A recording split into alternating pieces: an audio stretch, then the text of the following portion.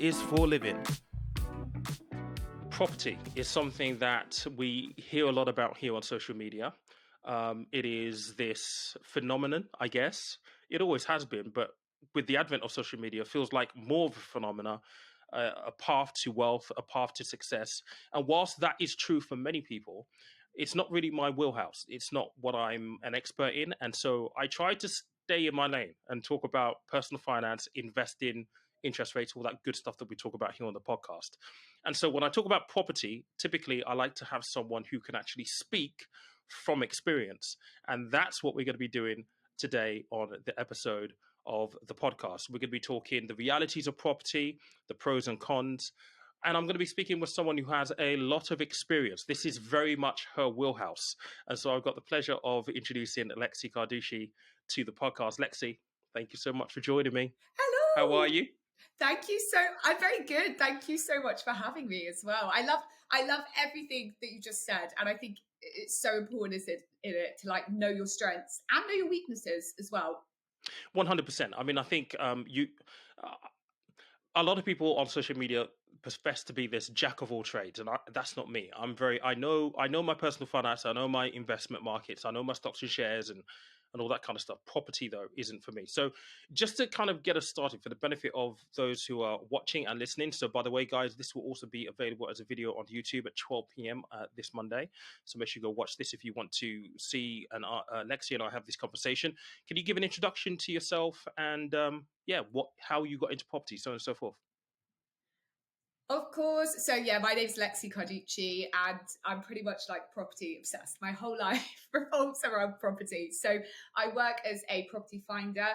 Some people might know that as a buying agent. Some people might know that as a sourcing agent. I kind of see all those things as different things, which we can talk about throughout the podcast today as well. So that's one part of what I do. Then I'm a property developer. A small-time property developer. There's people out there that have done massive projects, which I feel like I'm working my way up to. But I do develop properties, or I do buy-to-lets, or I do buy, refurbish, refinance, rent out. So I've got a few different strings to my bow. And then finally, I am a property content creator and presenter, which I've been focusing a lot on recently, which I just love and is so much fun. And I guess like my goal with putting things out on social media, I personally don't put out social media posts to find investors or to get people to invest into my projects or charge people for anything. It's literally just free information, kind of like you do, about what I know and what I've learned and things that are happening in the property market. Actually, so let's start there, actually, because one of the things that and it's true in my part of social media, a lot of people create content because there's some expensive course that they're selling or there's something that is being packaged to them. I do have an investment course, but I priced it at like $59.99 or something like that because I wanted to make it accessible to people.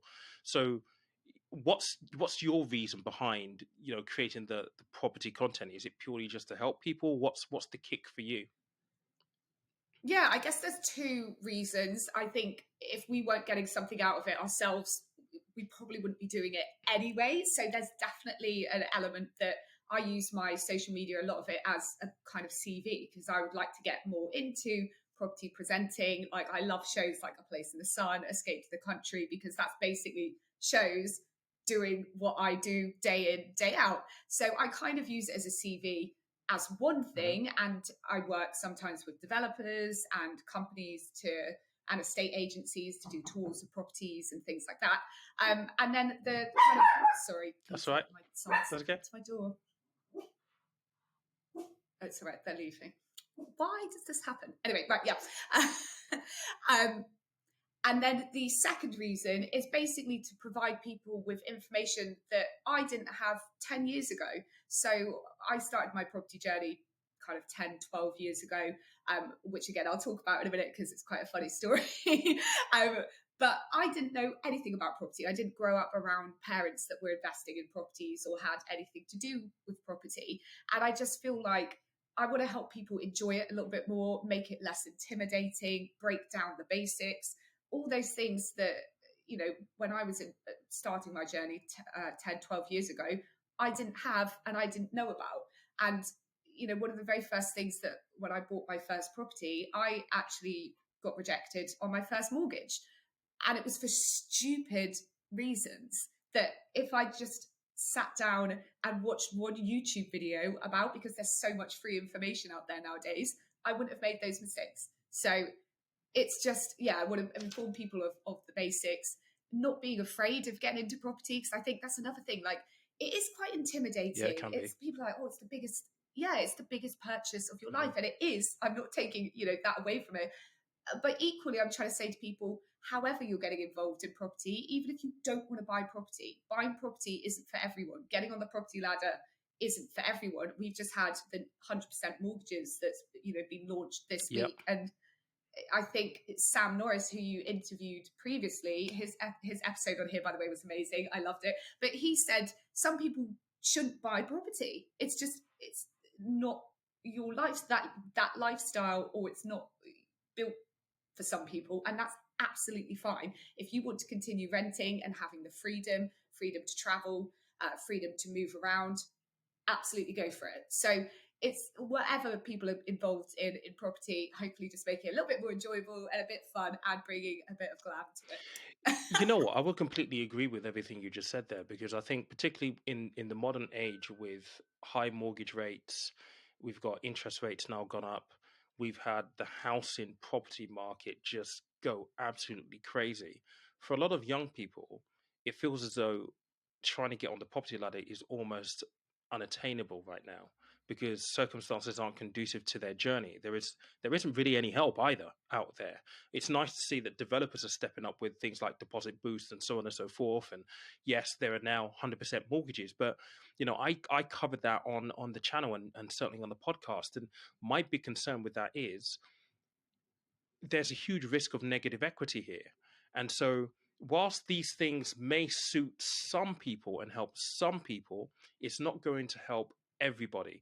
And I think we need to reframe what property means and what it means. What importance should property have in the scheme of importance for the things that we encounter in Yeah. life? I don't know what your thoughts are on that.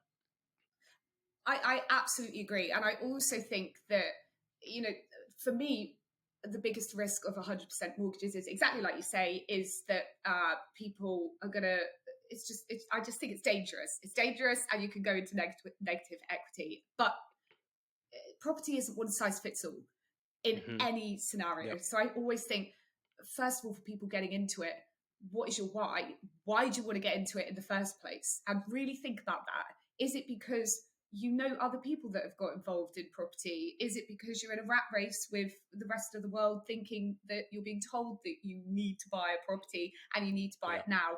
And, not looking at the small prints. And my biggest concern about those 100% mortgages is I really hope the lender is going to be scrutinizing people and not just rushing people through to get them locked in for 5 years at a high rate. 100%. And that's one of the other things that I mentioned in the video where I spoke about this, and the episode where I spoke about this is, I think the rate was 5.49% for 5 years. But the trouble is, you have to ask the question, what happens because of amortization and how mortgages work? If you haven't paid down enough equity to cover 5%, you're likely going to be stuck with that provider after the first 5 year comes to an end.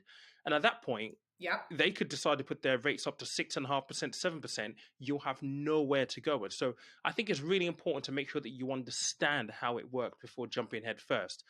I do want to get your thoughts, because obviously you're a property finder. I want to know what that basically means, because there are so many people who talk about different ways of getting into property. Rent to rent, there's buy, refurbish, resell, or refinance, rent out. There are so many strategies. Let's start with what a property finder is first, and then we can move on to the other bits and pieces. So my role as a property finder, and I kind of separate property finding from buying agent, from sourcing agent. And this is kind of the way that I explain it. It's not necessarily how it is out there, but I work as a property finder. So I'm working for the people. I'm not an estate agent. I don't have properties on a book that I can access. I have to work with estate agents or private vendors or private landlords to get my clients, the people, access to Hmm. properties. So there are three ways that you can kind of be paid as a property finder, because this is probably the biggest question that I get asked as a property finder. How much How do you money? make Yeah, how money? much money can you make? Yeah, Spill the how tea. much money can you make, and how, for clients, how do you get paid? So if it like, if you're doing it as a buying agent, so that means that you're working for people that are looking to buy a property, not rent, because I'd say 60% of my clients are actually looking to rent. But if people are looking to buy, the kind of majority of buying agents, property finders, will take a percentage of the price of the property that they are buying. So if they're taking 650,000, you take anywhere between 1 to 3%. So if you, particularly in London, you can make quite a lot of Hmm. money because it's coming in a large chunk Yeah. from those people. But that doesn't suit everyone, because particularly when we talk about first time buyers, that's another added fee. If you want to use a property finder to add, 1 to 3% of the price of your property to pay someone to help you find Yeah. it, now that person might be able to get you discounts on it or get it for you at a lower rate because they're experienced in negotiating. But you and I both know that, particularly if we're talking about first time buyers, a lot of the developers are not negotiating on those That's prices. right. They are set Yeah. prices. So another way that it can work is, as a buying agent or property finder, you can get a kickback from the developer or an agent, where they'll either pay you a flat fee or a split fee on, if it's an agent, of what they're getting for selling the property. But that doesn't open you up to the whole market. So if I have clients that say, I can't afford to pay your fee, but I still really want to use you and work with you, then I can say, okay, that's fine. I'll take a split fee with an agent, but they're not going to give me access to every property, only the ones that they can do a split deal on. So you're not accessing the whole market, which kind of almost makes my service pointless, because why you use a property finder is because we can get you access. We act as basically like a multi-listing system in the US. So in the US, they've got something called the MLS, which is like a multi-listing system, like in other countries like Australia. Loads of other European countries have it as well, which is basically where agents or brokers can access a whole list of properties that are on the market. Whereas in the UK, we've got estate agents that can only access what's on their books. So I come in as kind of a middleman, to work with the estate agents and private landlords, private vendors, to get access to that whole market, and then basically cut out the stuff that doesn't work and just give my clients the things that are right for them. And through that as well, it's not just about finding a property, because a lot of my clients are coming from abroad. So they don't know how the market works in the UK, particularly in London, how quick things move, the ins and outs of just how everything works. We can even go as far as to help people with their shipping, getting everything here. It's like a whole round service, helping them with visas, helping them set up bank accounts, like basically holding their hand throughout the whole journey of moving to the UK or moving to London, getting their kids into schools, because we've got connections with a lot of particularly international schools, to get children into there. So yeah, and another service that I offer is area orientations, because again, particularly I always try and put myself in the shoes of my clients. So if I was moving to another country, unless you know someone living there, you're taking a bit of a stab in the dark, guessing which areas you want to live in. Whereas sometimes my clients might come over 2 months before they actually need to move, and they're like, "Hey, Lexie, this is the kind of property that I'm looking for. Is it realistic for me to find something like this in a particular area?" And I kind of manage their expectations, because a big part of my job is saying, no, that's not going to work. And, I can't sit back and just go, yes, yes, yes, you can absolutely find this. I'm going to find everything for you. It's going to be great. A big part of me is making it realistic and saying, actually, you know what? For that money, you're realistically not going to get that house in that area that you want. So why don't we either look at taking off a bedroom and looking at something smaller, or looking at an apartment in your preferred area? Or how about we go to this area that has the same feel as the area that you want to be in, but you're going to get a lot more value for money? So essentially, what you're describing it's almost like a consultancy, isn't it? It's showing people what they need to Yeah, know, the pros and the cons, everything really to get them comfortable in because buying a property is expensive. Like it's a big decision. You're holding their hand through the entire process, particularly where there are international clients. I have so many questions for you on this, by the way. And obviously, Oh, fire away. you've been doing this for a very, very long time. So how did you get your first client? Where did that actually come from? For those people who might be interested to know. Yeah. So first of all, I actually worked as an estate agent. So I worked as an estate agent with my boyfriend's company for about 6 months. And that is where I learned everything that I kind of like the basics of property. And it's probably one of my top tips to anyone that's thinking, you know what, I want to get into property, but I don't know anything about it. I don't know where to begin. Go and get a Saturday job in an estate agency because it's invaluable. I just learned so much working in that environment, meeting developers and having the opportunity to ask them questions about how they started, how can I get started, and things like that. But during that time, I learned that I didn't actually want to work for the vendors and the landlords, which is essentially what an estate agent is there to do. They're not working for the people. Your job is to sell or rent your vendor or landlord's property. Whereas I wanted to work for the people. Like that was the bit that I wanted to do. So I actually started working as something called a relocation agent. So you work with big corporate companies, big tech companies, big finance companies, banks, when they are moving people like employees from abroad to work in London offices, they provide them a service, which is essentially us. And exactly all those things that I just mentioned, they are all the things that we do help their employees throughout the whole process find a property. So that's how I got started in it. And that's how I got my first clients. From that, I kind of built up, I guess I'd get a lot of people that once they took a contract for 2 years, maybe they moved jobs or they decided to stay in the UK, then they'd come back to me on the side and say, hey, Lexie, we really liked working with you. We're now looking to move. Can you help us again? So a lot of it is word of mouth once you've built up those initial clients. But you can work, like now I work freelance for loads of different bigger relocation companies. As a self-employed individual, which I personally love, but you can go and work for those companies kind of one-on-one.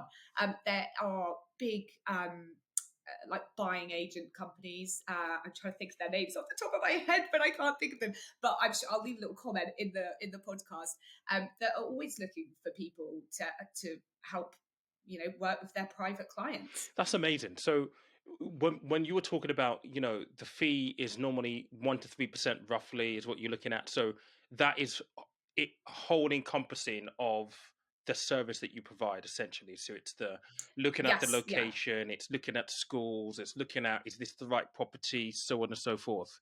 Essentially, so it's all bundled into that fee. exactly. Yeah. It is for the Hmm. buying side of it. When I work with clients that are renting, because it's slightly different, it moves quicker. I actually, and not everyone does this, but personally, I charge them a day Hmm. rate. So I will say, okay, I'm gonna.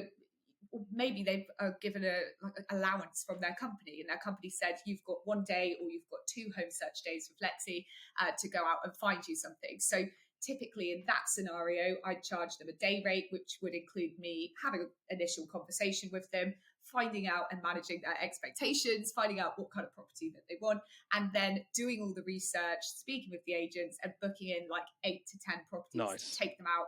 And we go out in my car for a little day out. We have a little lunch stop. It's great fun. Like, I love it. And I always say to my clients, at the end of the day, have you found this enjoyable and productive? Because I want to give them kind of a little day out as well, because that's all part of the reason why I do this as a property finder and my socials is just to help people enjoy it. And so many of my clients at the end of the day are like, oh, I didn't, I was really stressing about this. I just didn't think it was going to be possible to find what I wanted. And you've now, take me out, show me 10 Yeah. properties. I've got 3 Yeah. options. Okay, so I need to ask you this question because I know that people will be very, very nosy and very, very curious to know. What's the largest amount of money you've made doing that specifically on property finding thing? What's your biggest fee? So biggest fee for taking like a buying Hmm. agent. So working with someone that was looking for a property to buy. I worked with someone that was looking for a £2 million house and then took a 2% fee Very, on very that. nice. Very, very nice. I guess a downside, Go on. because your podcast is all about the Yes. reality, isn't it? It's Yes. about the pros and cons. That, okay, it's a big lump sum, but there was so much work that goes into that. I probably took that guy out 10 days of searching for properties. So, and that was drawn out over 9 months of actually searching. I probably didn't get that fee for a year after doing the work, because you're not paid on it until they complete on that property, which could, as we know, Could can take take ages. so long. Yeah. Also, a note really quickly to add is that I actually, and I learned this the hard way, I now take a retainer fee every 6 months if it's for someone that's buying. Again, it varies, but let's say on average about £2,500 that someone will pay me for 6 months, and then that comes off the fee that I charge them. But if they don't find something with me in that 6 months, then I will keep that chunk of money. Well, that does make sense, and I think for those of you who may be watching and listening to this, I think it's very, very important. Like I was curious to know the number, and I know that a lot of you will be very, very curious to know the number, because we're talking about property here, and it is kind of built out to be this glamorous industry where you can make a lot of money. But I think when you're operating at that level of £2 million, I mean, I certainly know that I've had clients, who are high net worth individuals. They are extremely demanding, and you have to know your stuff. You have to have the right temperament. You have to be able to, flex your style to the person. Some of these people are I know people at that level are very abrupt, and you would think they're being rude, but no, they're just so busy. They want to get straight to the point. Yep. You need to have the skill set and the know-how to deal with these kind of people. And I would imagine, that probably took you a while to get to the caliber of that client, because you probably that wasn't your first client, essentially, right? Yeah. It's funny because that was always my goal, to do those big chunk deals. But now that I've moved a lot more into like presenting work and other opportunities that have come along on content creation, I actually prefer taking on clients on a day rate, because it allows me the flexibility. If you're working with someone exactly like you say, high net worth individuals, they will be calling you at all hours of the day, And they which expect is you to answer. absolutely fine. They expect you to answer the I phone. guess they do. Definitely. And actually, I found myself not being able to offer that service because I was busy with other things. And I just don't think that is me doing my job well. So I recently, probably in the last 6 months, have actually focused more on clients that are looking to rent and just charging them a day fee and maybe doing 2 or 3 days a week. Brilliant. Okay, so that's the finder kind of like part to it. There are other strategies. Which strategies do you use, other than obviously you find your finder and helping people buy properties? What other things do you use within your portfolio, your property business? Yeah, so my property portfolio started before I actually kind of went freelance and became a property finder. And that's another thing. I knew that I wanted to get on the property ladder. And like we said earlier, it's not for everyone. For me personally, I was in the industry and I was like, this makes sense. I want to get into it. So before I went freelance, I'd known for a while that I could, working for this big relocation company, that I wanted to get on the ladder, and I wanted to go freelance. But those two things don't go hand in hand, because obviously going freelance, you are going to need like 3 years of bank statements from the majority of lenders to get a mortgage. So being in a like cushy job at the time, I was like, right, I've got to make this work for me. So I gave myself 6 months to buy a property with the salary that I was on at that company, but also making contacts, making moves in the background to know that as soon as I'd got that, I could go freelance.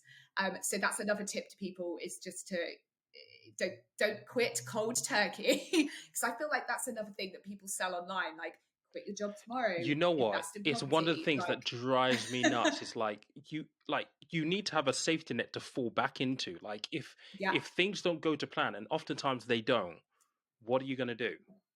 What are you going to do? And so you need to have what's your backup plan? You need to have a backup plan. Always with property, have a backup plan. I think with my development I'm doing at the minute, I'm on about plan K and it's still going. But my very first property that I bought was a standard buy-to-let. And that's another interesting fact, because people don't think that the first property that you can buy can actually be a buy-to-let.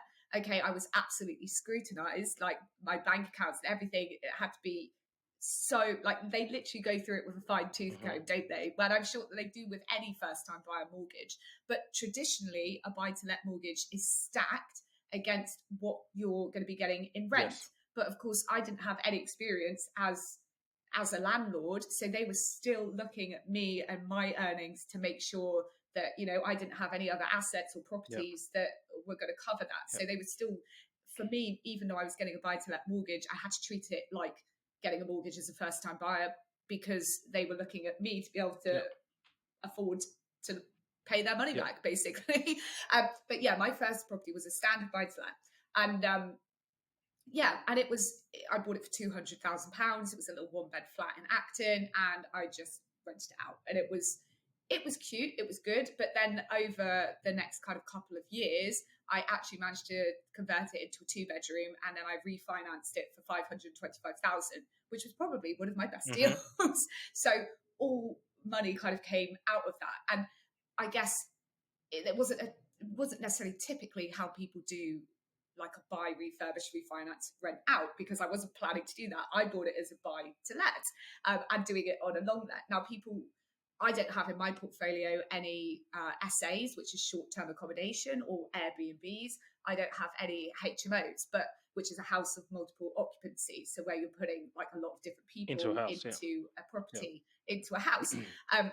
They are higher yielding than, well, traditionally more higher yielding than, say, a standard buy to let. But then with that comes a lot more work. So we're seeing nowadays a lot of people do things like rent to short-term accommodation, like it's rent to rent, but rent to rent is kind of long-term renting, rent to short-term accommodation, or rent to HMO, which just people are making a killing in it. It's not easy. There's so much management that needs to go into it, because there's a lot of turnover of tenants, but people are making a killing in it. It's mad. And I think, for me, it's too much hassle personally, where I'm at with my journey now. But I think for people trying to get into it, is a good place to start. But you've still got to know your stuff. Yeah, absolutely. So that was my initial like buy to let. I guess I've done a lot of flips, and actually I'm at a point kind of now in my development career where I'm trying to like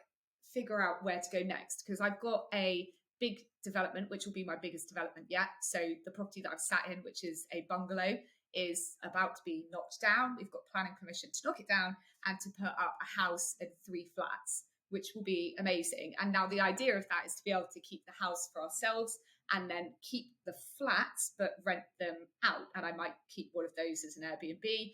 I don't know. There's a lot of it. There's a lot of things that are still up in the air, but the big point is that we've got planning. Now I've got to decide how to fund it. So I went to Grand Designs recently, and I learned so much there, because it might actually make sense for me. And something that I'm exploring right now is to get a self-build mortgage on the house, because it's actually going to be a different address. It will be number 3, but there's no number 1 on our street. So we've got the flats being number 1. So they're technically a different, we title split the land, and they might be able to be done under development finance. So that's something that I'm exploring at the minute. So there's a lot of question marks on this development project, which was supposed to start in September, but there's a lot of things going on with it. So that's kind of where my money's locked up at the minute. So I'm now thinking about my portfolio and where do I want to go with it? And returning to my why, like you said right at the beginning of this podcast, what is your why for getting involved in property? What do you want out of it? And I think now that I've reassessed everything and looked at the way the market is now, I mean, when I was at Grand Designs, Tayo, have you had Tayo on your podcast? I haven't had Tayo on the podcast just yet, no. Okay, so he was doing a talk at Grand Designs Live, which was, is buy to let dead? And I don't think it's dead, but at the minute in London, it's tough. It's tough to make it work. It really, really is. I mean, my London properties that I've got are probably yielding about 3%. Like, you can't make a living off of that. And is that mainly because of the mortgage interest rate changes, or what the factors for that? No, that's just so. Let me just find one of my examples, because I always think for people it's quite nice to have an example, isn't it? So if we look at one of my properties, which actually was quite a fun conversion, it was a studio where I bought the loft space and got a 3-bedroom flat out of it, which was really good fun. So that was quite a big project as well. But anyway, now that is on a buy-to-let mortgage with Paragon. It's at 3.59%. So it's not. It's actually not too bad. I think that's not too bad. The rent that we're getting on it is $19.50 a month. My costs and like management on it are $12.50 per month. So to the average eye, that looks like you're making £700 a month. You can't live off that. Yeah, but I mean, Section 24, if you're a private landlord, that's a nightmare, really, because you're paying tax on pretty much the majority of the 1950. Yeah, and exactly that. And then from that, people sit back and think, £700 a month, I only need to, have 4 or 5 of those and make it work and can replace my income.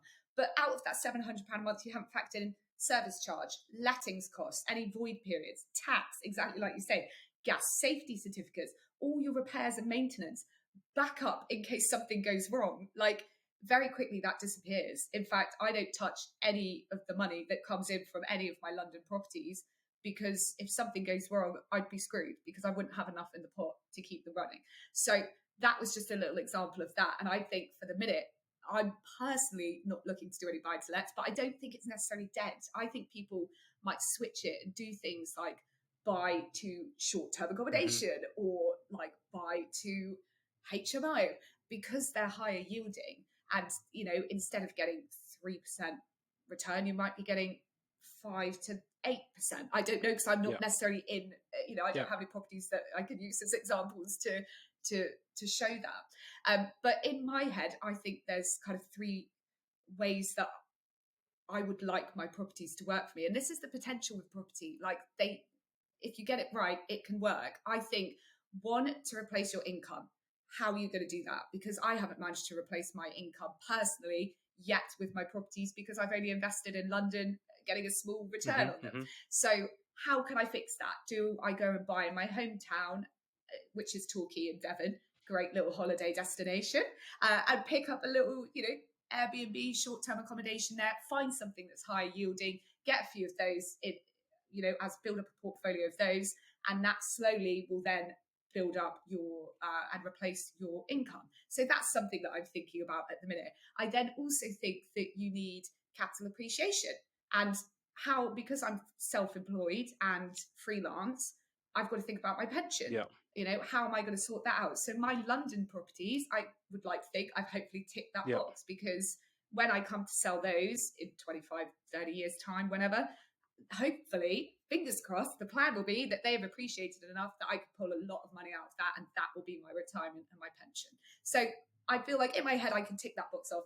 And then the third point that I always think of is having fun money. Where does that come from? Big chunks of cash, doing flips. So I actually think once I've done this next project, and when I've recuperated a little bit of cash, I will actually put that into doing flips and build up a little pot for a while until I can put it into something else. Or even looking at maybe becoming more of an investor if I can get a big enough pot, and then that equals your kind of replacing income as well. So every £5,000 that I make at the minute that I don't use on, if I'm, for example, at the minute I'm not doing a project, or I'm not looking to, I'm doing a project, but I'm not looking to buy something. So my cash is locked up in something that's happening, but any new cash that comes in isn't going towards buying a property. So I put every £5,000 that I make that I'm not doing anything with into someone else's project at a return of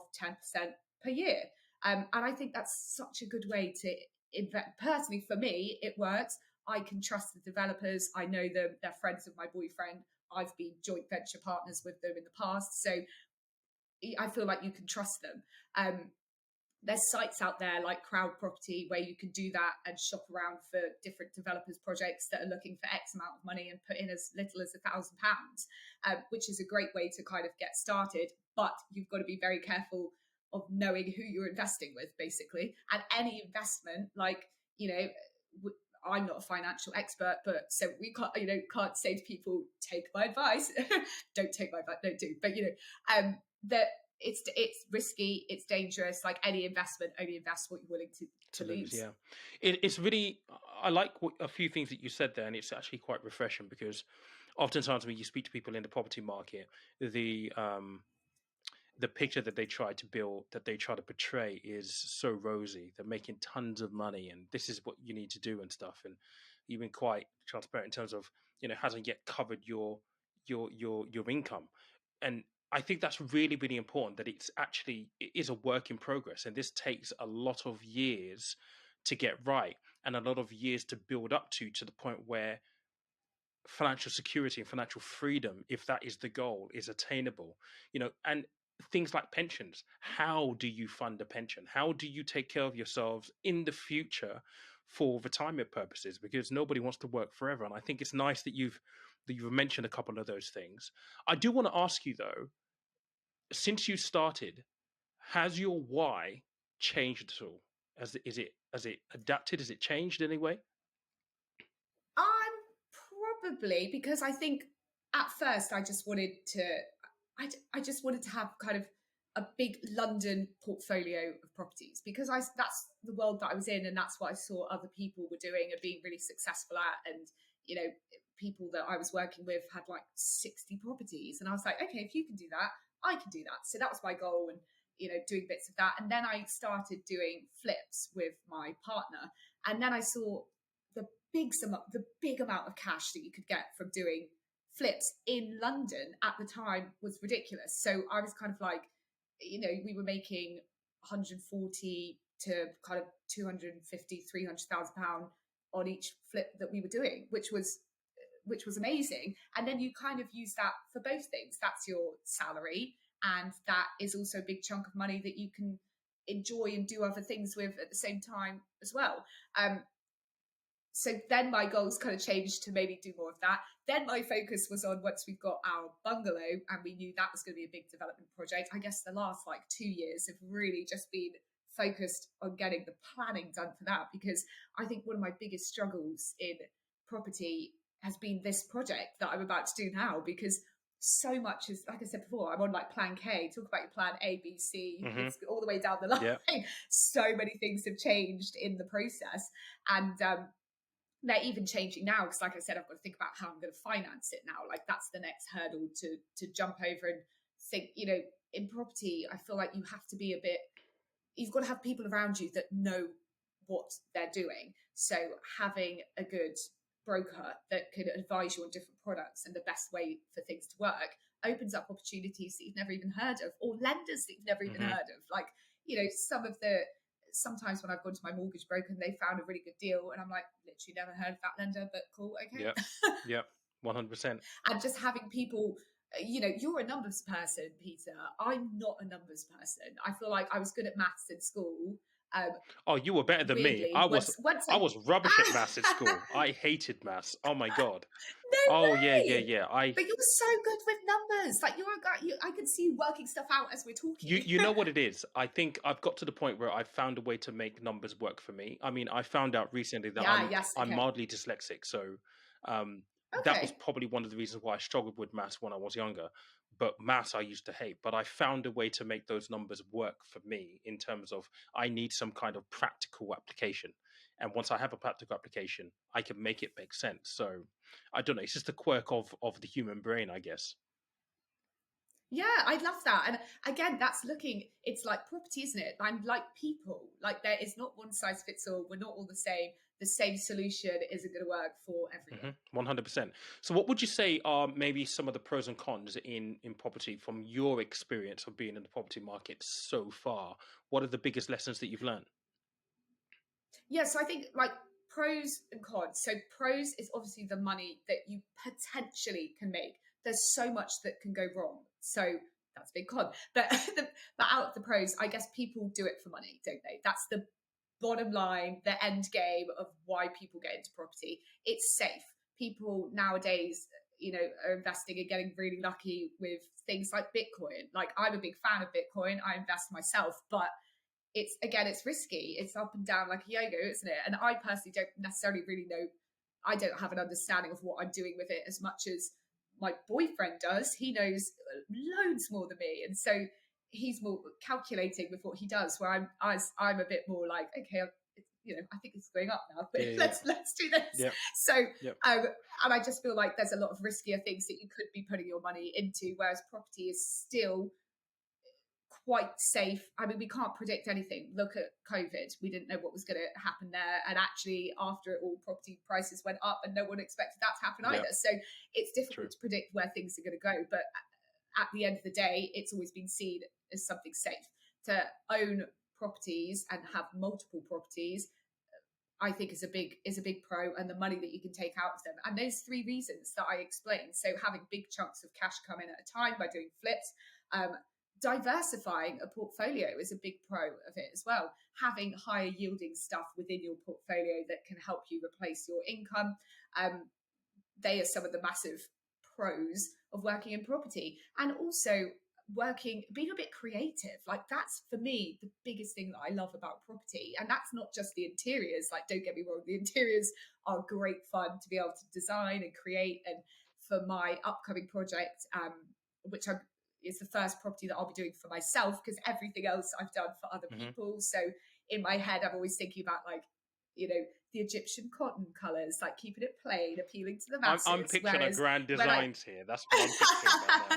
Yes, literally. I hope that's what this project is going to end up being. But when I do it for myself, I've got this, it sounds bizarre, but I have this tiger from when I was little that used to be on, do you remember those little 20p rides that you got on as a kid? And you had like the Postman Pat van. This was a tiger that used to be in the zoo. And they were going to get rid of him because he'd probably like passed his like health and safety check, or not passed his health and safety check. So my dad said to them, well, if you're going to throw it away, can I have it for my daughter? Because she's loved it like all her life. And, I'd like to give it to her as a gift. And they gave it to my dad. And I've still got him, this like giant plastic ride-on tiger. And I'm like, that's going to be house. one corner of the house. Yeah. But it's going to be like coming out the wall. Nice. But I want to go proper crazy and just design something for myself with like neon signs and a flower wall, and it will be very Lexie. And so that's a massive pro of being in property. You get to be really creative with it and push boundaries and try things that are a little bit different, but not just with the interiors, with things like when we talked earlier about skill sets and knowing what you're good at and where you might need help with. For me, what I'm really good at and what I really enjoy doing is looking at a property's floor plan and reconfiguring it to get extra space. So when I talked about my flips earlier, I only invest in W3, W4 postcodes in London, which are Acton and Chiswick. I live in Chiswick myself. I've previously lived in Acton. My boyfriend's agency is in Acton, and it's very much that invest where you know. Yeah, so sure. I feel like, and that doesn't work for everyone as well. Like we said, it's personal. It's not one size fits all. But for me, that's what works for me. That's where I understand. That's where I know where I'm going to get a deal. That's where I know the agents who are going to pass me a deal before they pass it on to anyone else. And so I look for like 50 plus square meter. Well, probably nowadays, I think it's like 61 square meters that you've got to have to get a 2-bed out of something legally. So like 61 square meter 1-bedrooms that I can be like, okay, let's reconfigure this easily into a 2-bed. We don't have to do any extensions. We don't have to do any major work. It's just moving some walls around internally. It's now a 2-bedroom. It's worth more. Sell it on. That's, So that's where you can get really fun and creative with it as well. So another big pro is being creative and just having a bit of fun with it. The downsides are exactly like we spoke about. And I think rushing into property without A, having a full understanding, B, knowing where your finances are coming from, having a 5-year plan and making sure that you know that you can cover everything, and worst case scenarios. I mean, believe me, worst case scenarios happen. I've had a property that I was working on before downvalued by £450,000. Wow. And then the development finance lender not lent me on it, and then you're a bit stuck. It worked out because, again, you've got to become a little bit creative. But that must have been really stressful, though, because I can only imagine. Yeah. Oh my God! You get a phone call. Oh yeah, we don't think it's worth what it is now, and you might be thinking it'd be like £50,000 or £100,000, but £450,000—that's mad. It's crazy. Yeah, big. It was a big project. Like the GDV of it was $3.5 million. That's what it should have been. That's what the lender was prepared to to lend on. But yeah, it was downvalued by 450,000, but it was rectified. And the way that we did that was, instead of going back to full planning, because let's remember, like, one of the biggest lessons I've learned in property is planning is a box ticking exercise. You just need to tick the boxes. Sometimes it doesn't make sense to you, but you just, that's the rules. So you just have to tick their boxes and kind of find a loophole. Well, not necessarily a loophole, but find a way to make it work. And we had on that same project 57 objections from neighbours. Oh wow! And it doesn't actually matter how many objections you have. If they're not relevant, it doesn't matter. They don't count. With that amount of local interest, we did have to end up going to the planning committee, which was an experience in itself. But hey, every experience you learn from, right? And my point of that was the way that we fixed that £450,000 was actually to make material amendments to the property. So you don't have to go back to full planning. The council makes a decision, or the planning department makes a decision within 28 days. And literally all we did was change room names. So what was a second living space became a bedroom. And then the valuer is valuing that property, instead of it being a 2-bedroom, 2-bathroom, is now a 4-bedroom, 3-bathroom, and is worth so much more. And that was literally changing names of rooms on a floor plan. So in the end, did that ended up being a blessing in disguise almost? It met its criteria. So we got it to where, I wouldn't say a blessing in disguise, but we got it to where it needed to be. And hopefully that will, over time, make it worth even more in the future. Anyway, fingers crossed. That's the plan. I always think that's the plan with property in London. It's capital appreciation, isn't it? It's holding on to it. That's why, unless I'm strapped for cash and want to do a flip and get in a big chunk of money, or I'm looking to spend a big chunk of money on something like a car or a holiday, and I want that big chunk of money to come in from a flip. Otherwise, to hold in London, if you can make it work, I personally think is what I would do. Yeah, 100%. So I've got a couple of questions for you in rounding this up. The first one is, so obviously you've done quite a lot in property right now. What would be the one tip that you would give someone who is looking at this, who's seen so much stuff on social media, and it's like, this is what I want to do? What would be the one big tip that you would give them? I would say, oh my God, there's so many tips I could give people. But I think my biggest one is find out your why and really think about it. Why do you want to invest? Is it because you're hearing these people online sell you the dream? Or is it actually because you want to build something up for your future? Or you're not enjoying your job and you want to do this as a main job and you want to replace that income? In which case, looking at higher yielding properties is probably a better idea than doing a flip, or doing a buy to let and holding something. So it's thinking about what is your main reason for doing it. And also, we talk about these courses that are trying to sell to people. They're not always a bad thing, actually. Some of them are really, really, really good. You've got to do your research. You've got to go and read reviews. But I was asked this question recently when I was on the Gen Z panel at the Gen Z real estate conference, where someone said, what's your opinion on property courses? And I actually think it's a mind frame thing. If you go to any course with the mind frame that you're like, right, I want to get something out of this. This is what I want to learn. These are the people I want to talk to. These are the questions that I want to ask and find out for myself. Then it's not going to be a waste of money, because you've gone in there with the right mind frame that you want to learn and you are wanting to make a change in your life. And this is what you want to do. I think where people fail at that is where they are sucked into something. You expect it to be an easy ride and you pay all this money, and then you're like, oh, actually, no, it's a bit too difficult. I'm just going to stick with my day job. Yeah. That's really solid advice. Absolutely, really, really solid advice on there. The other question that I have for you is, obviously, it's a big on social media at the moment, property. I've definitely have sat in rooms where people are so adamant and so pumped by the prospect of getting into property. I'm interested to know, do you think that there is a risk that it becomes so saturated that the competition becomes so much that then essentially gets the barrier to entry for people higher, because there are so many people trying to participate and trying to get into this game? What's your view on that?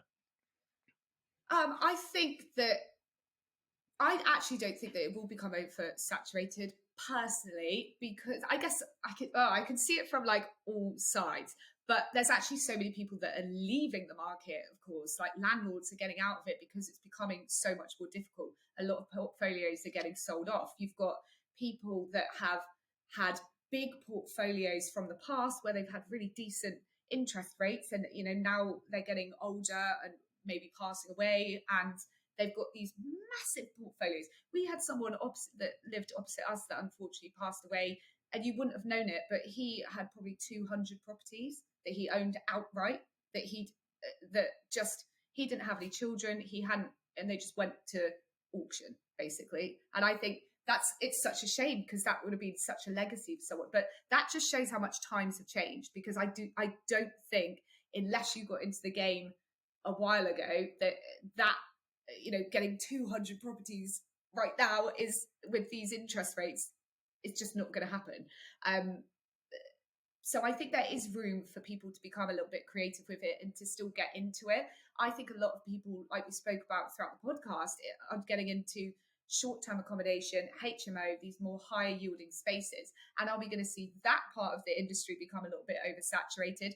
Possibly. I actually think we're going to see more restrictions come in on those types of property, because, government's probably going to go, hang on a minute, everyone's making a load of money from this. How are we going to benefit from that, or how are we going to restrict that? And I also think that maybe because interest rates right now are so high, like we've seen with 100% mortgages, we might be seeing some more products come to the market that are similar to that are going to lock people in for a long time at higher percentages. So I feel like there will be a lot of things happening, but there's always a lot of things happening in the property market. Like for the last 2 years, it's been absolutely mad. And actually, another thing that I wanted to highlight really quickly, just another little side story, and just to show that it's not all, rainbows and smiles in property, is that the property that I'm living in at the minute, this bungalow, it's taken us 3 years to get planning on it, when we thought it was going to take 6 months. Now, luckily, we're living in it ourselves, but we're on a tracker mortgage, and that has shot up by over £1,000 a month over the last 3 years. And we weren't prepared for that. But again, with property, you can get a bit creative. We had a third bedroom here that we didn't use, so we whacked in a little, not necessarily an ensuite, like a wet room in there, put in a little kitchen, rent it out to someone for £1,000 a month, and that's covered that. But that's where I feel, but I kind of, although that was a stress, sometimes it's the stresses that push you to make good decisions and smart decisions, because you're like, we can't afford to do this. How are we going to solve this problem? Yeah, 100%. This has been amazing speaking to you, and it's been quite eye-opening as well. And I hope that if you are listening to this on Spotify or any of the good podcast outlets, or you've been watching this on YouTube, you've actually gained something from it as well. I guess, really, how do people find you, Lexie? Because I'm sure people want to kind of Yes. follow you and follow your journey. I would love to know what's going to happen with the bungalow and the block of flats as well. So, So would I, Peter. So we might have to have you Something on. will happen. Oh my gosh, let's do a follow-up. That would be a great idea. When the bungalow's done, yes. As soon as I know, I will let Maybe you know. do a grand designs or something like that. See what it all looks like Oh, at the end of it. I would love, once it's like finally got going, to get it on some kind of TV show, because I just think it's going to be a really fun project. And if it doesn't get on a TV show, I will definitely be highlighting it and documenting it myself. So yes, to answer your question of where can people find me, I mostly live on Instagram at Lexie Carducci, which is LEXIE CARDUCCI. There are a lot of fake accounts out there right now, Peter. I don't know if you've come across this, but that is the one and only. Yeah, loads of people trying to scam people out of money, but no, that is my one and only account. And then you can find me on YouTube, which, if when the bungalow gets going, is probably where I will post all of that content. Nice. And it's just Lexie Carducci on there as well. Nice. That's brilliant. Cheers, Lexie. I appreciate that. Thank you so much. So definitely go check out Lexie. One thing that you'll find on her social medias is actually, it's not typical property content. It's actually quite fun. It's quite quirky. It's really, really cool, actually. It's a very fun approach to... and it's full of colour, right? And it's full of colour. If you're watching on YouTube, you'll know what we're talking about here.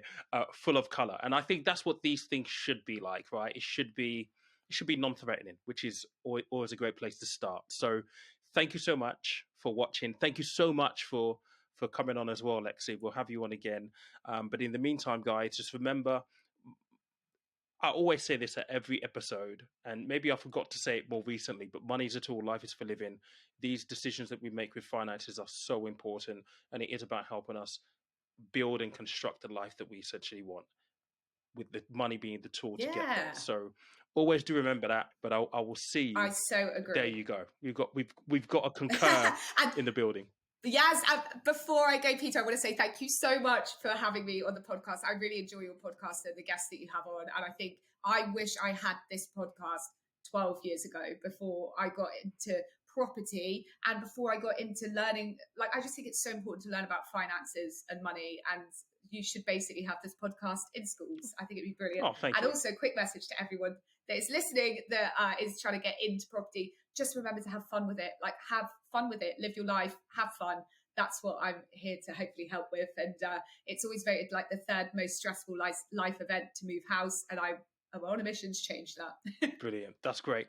All right. Thank you, guys. Have a good week, whatever it is that you're doing, and I will catch you next Monday.